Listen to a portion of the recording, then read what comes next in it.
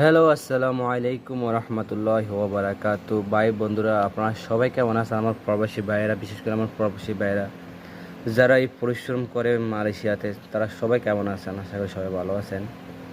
যারা ফজরের নামাজ পড়েন আপনারা, অনেকেই, সবাই তো আর পড়ে না, অনেকেই পড়ে নামাজ, ফজর নামাজ পড়ে। তো ফজর নামাজ পড়ার পরে 10 মিনিট 20 মিনিট বাইরে একটু হাঁটার চেষ্টা করবেন। এতে শরীর শরীর ভালো থাকে, শরীর সুস্থ থাকবে, মনও ফ্রেশ হবে।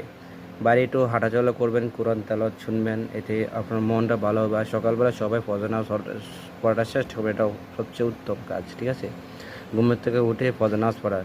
তো আল্লাহর কাজ করতে হবে ভাই। দুনিয়াতে আপনি যত কিছু করেন না কেন, কিছু আপনার সাথে যাবে না। টাকা পয়সা যা আছে কিছু আপনার সাথে, এই নামাজটুকু, এই ইবাদতটুকু আপনার সাথে যাবে, ঠিক আছে?